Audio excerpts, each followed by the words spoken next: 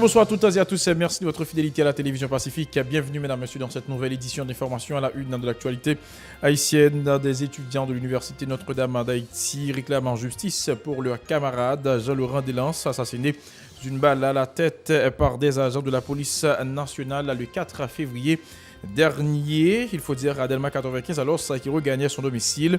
Ils ont manifesté mercredi dans la capitale haïtienne.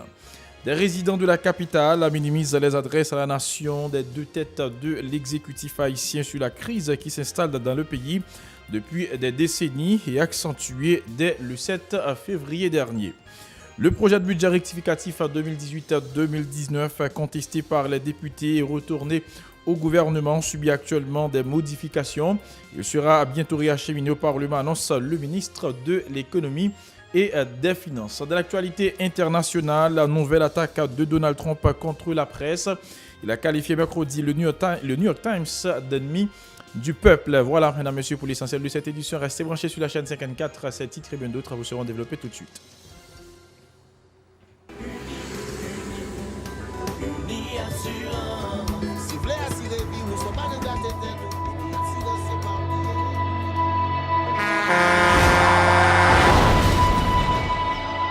En général, moun pa reme pran assurance. Yo considéré que son l'argent rejeté. Et pourtant, l'argent assurance te doué dans budget ou à côté l'argent kaya ak l'argent mangé. Li là pour les deux ou traverser un mauvais pas. Gardez tout à côté ou ouais comment gros problème qu'on entre sur moun sans attendre. Mandez Dieu pardon, ça qu'arrive au tout. Une assurance dit ou précaution pas capon. Les mal arrivés, les faux amis flair saison a fait comme si on pas de jambe connaît ou. Une assurance après rétaver ou pour le dire continuer vivre la vie ou quitter ce course là nan men nous. Uni assurance. Vivez en toute assurance. Bonjour, bonsoir à toutes et à tous. Bienvenue, mesdames, messieurs, dans le développement du journal. Comme annoncé en titre, des dizaines d'étudiants de l'Université Notre-Dame d'Haïti ont marché mercredi à Port-au-Prince pour réclamer justice pour leur camarade Jean-Laurent Delance, assassiné d'une balle à la tête par des agents de la police nationale d'Haïti de la nuit du 4 février 2019 à Delma 95, alors qu'il regagnait son domicile. Les manifestants ont rejeté la version selon laquelle leur collègue aurait été tué par erreur. Suivez ce reportage signé Nancy Constant et David Mercius.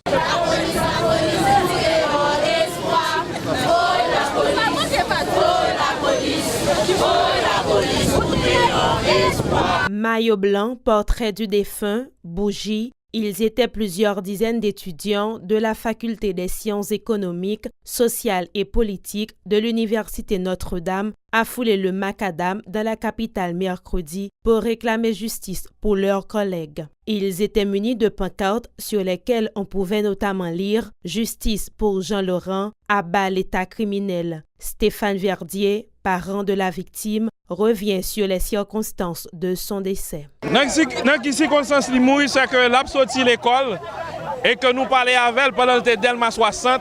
Et après, près de 1 heure de temps, nous parlons venir. Lorsque moi-même, avec petit frère et maman, la cherchait, nous joignons mourir par balle dans la tête. Et c'est peut-être ça que je dis, nous venons demander justice.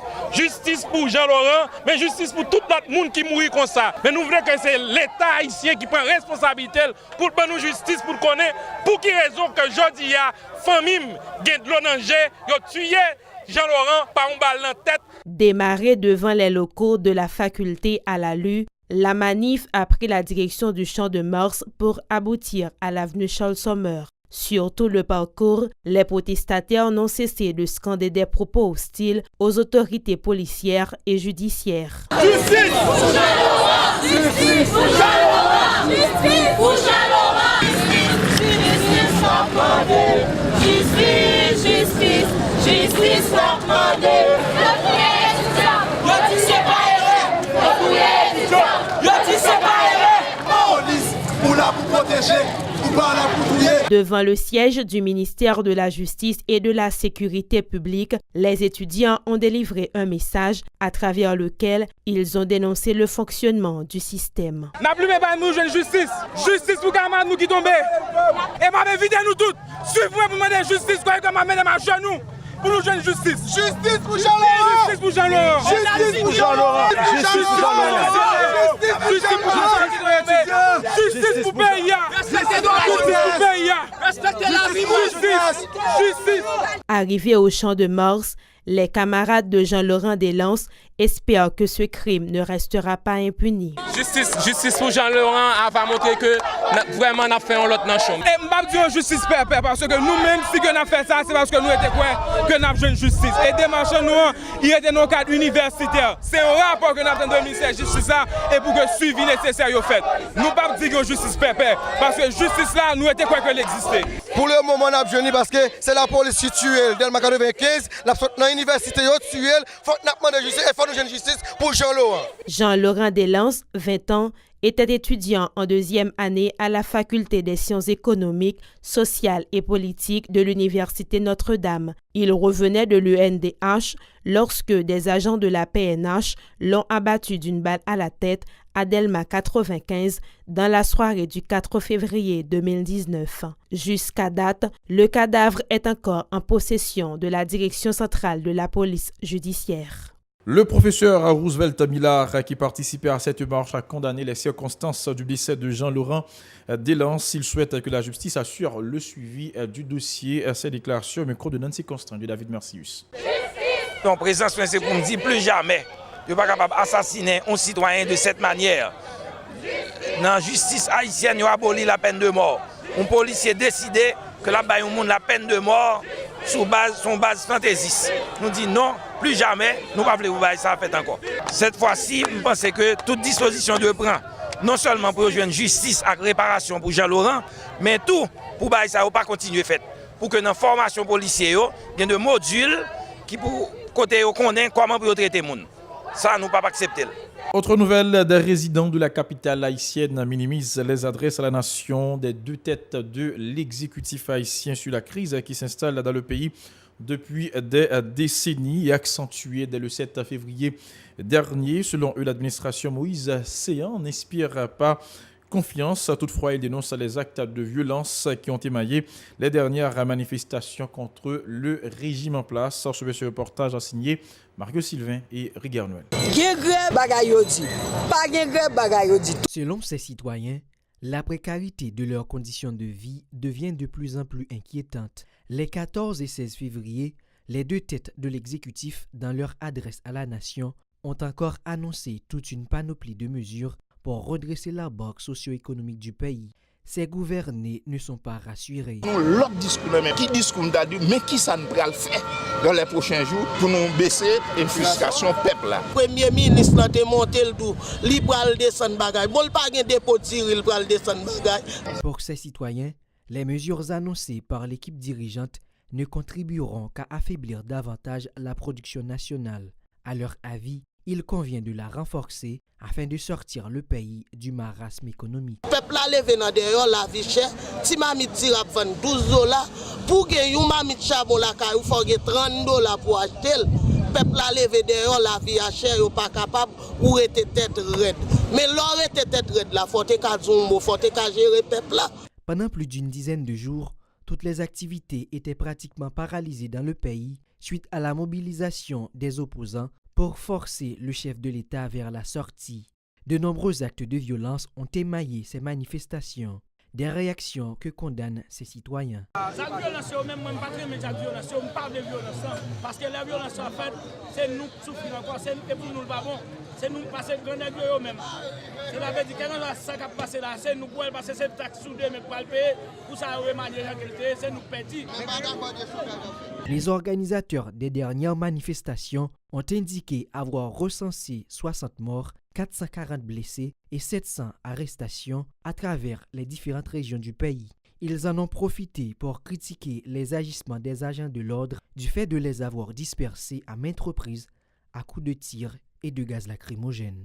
Le professeur Gracien Jean s'est félicité de la décision de la plateforme Religion pour la paix de refuser ses bons offices pour parvenir à une sortie de crise. Selon le politologue, cette structure avait échoué dans la médiation de la situation qui prévalait au pays en 2014 sous la présidence de Michel-Joseph Martelly. Pour Gracien Jean, les médiateurs de la crise haïtienne doivent faire preuve de neutralité afin de pouvoir gagner la confiance de la population. Ces déclarations micro de Idlen Vernal à l'émission Interview sur Télé Pacifique. Il y a plusieurs paramètres qui ont expliqué ça. Pas oublier que dans le temps, il y a plusieurs tentatives de religion pour la paix été faites qui n'ont pas réussi. Vous parlez de 2014? Nous parlons de 2014 avec le président Martelly, nous avons passé avec l'Église catholique. Maintenant, pour être médiateur, une institution pour jouer le rôle médiateur, et au monde pour jouer le rôle médiateur, il faut vraiment au-dessus de la mêlée, il faut pas gagner des intérêts. Ou pas capable de faire médiation pour au départ, ou gagner un cahier de doléances par où. C'est le moment pour nous rencontrer le président, pour demander au président, on poste ministre pour mon nom, on poste ministre pour le secteur. On va voir que il y a l'Église catholique qui pourra quand même voyer des gens qui sont ministres. Et si je ne me trompe pas, tout le secteur vaudou à tout. Donc, toujours il y a un gourmet ça dans mi-temps.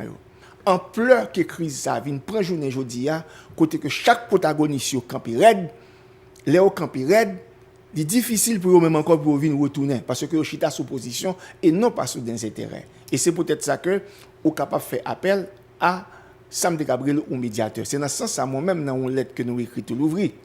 Dans nous parler, nous demandé madame Nalim au nom de résolution 240/2018 là dans point 12 li qui mandé pour le faire office pour l'offrir bons offices li pour le faire sensibilisation politique pour le remplir mandat mission bien et tout pour le chita à gouvernement pour établir une stratégie qui va résoudre les problèmes politiques pour être capable lui-même faire office de médiation ça. Dans le cas où il n'est pas capable de faire, il est capable d'écrire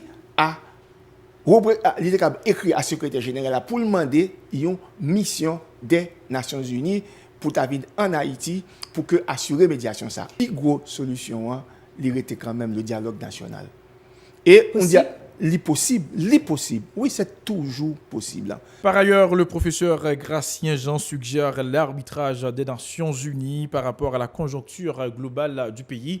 Ces déclarations toujours au micro de Idlen Vernal. Et cette année n'est plus une année électorale. Parce que nous sommes déjà à 2 mois, nous avons un mois qui est perdu. Vous ne pouvez pas réaliser des élections en 3 mois. Ou pas de structure pour ça, ou pas de budget pour ça, ou une situation socio-économique difficile. Les acteurs qui peuvent réaliser l'élection ensemble avec vous, ils n'ont pas décidé de faire ensemble avec vous. Et moi, j'aurais invité le président de la République, j'aurais invité aussi le Premier ministre de ne pas reproduire ce qui s'est passé en 2000, les élections du 21 mai 2000, ou encore les élections... N'a pas un parlement qui est inexistant. Non, c'est pas, le problème, ce n'est pas l'inexistence de l'institution.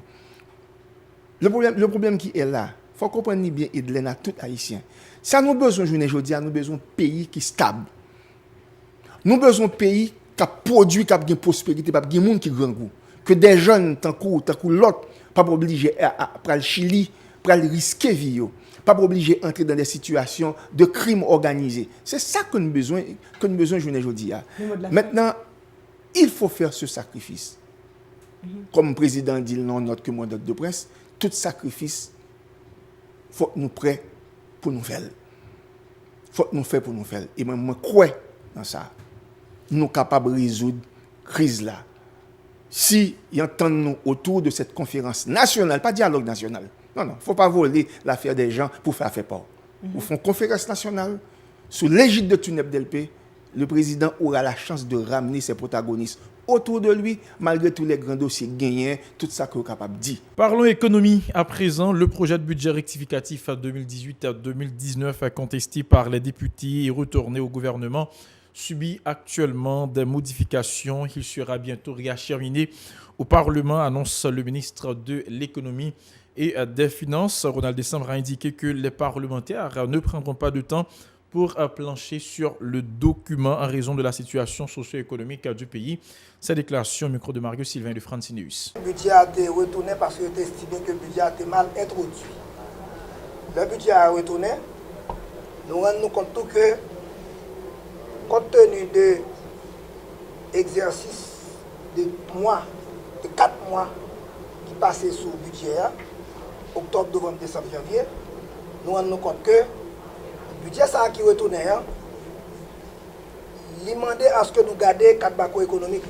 Parce que nous rendons compte que recette qui t'a venu, hein, recette qui était programmée dans le budget, hein, recette ça, yo pas au rendez-vous. Recette yo pas au rendez-vous. Ce qui fait que nous chita là avec le budget, hein, nous reformater le budget hein, pour que nous redéposer le budget. Non, nous pour parler là avec le Parlement, pour nous connaître qui l'heure pour dépôt à faire. Sous peu, dépôt à faire. Coup d'œil à présent, mesdames et messieurs, dans l'actualité internationale, nous allons nous rendre justement aux États-Unis d'Amérique où le président américain Donald Trump a proféré de nouvelles attaques contre la presse. Il a qualifié mercredi le New York Times d'ennemi du peuple dans un tweet incendiaire, un qualificatif déjà utilisé à l'égard de plusieurs médias qu'il juge hostiles. M. Trump a réagi à un article du quotidien l'accusant d'ingérence judiciaire, qu'il a par ailleurs exprimé son soutien à un lycéen décidé à attaquer le Washington Post en justice. C'est une nouvelle passe d'armes entre le président des États-Unis d'Amérique et le fleuron de la presse écrite américaine. Voilà, mesdames, messieurs, pour l'essentiel de cette nouvelle édition d'Information. Merci à toute l'équipe. Merci à vous qui l'avez suivi. Toute l'équipe vous invite à rester branchés sur la chaîne 54 pour la suite de la programmation.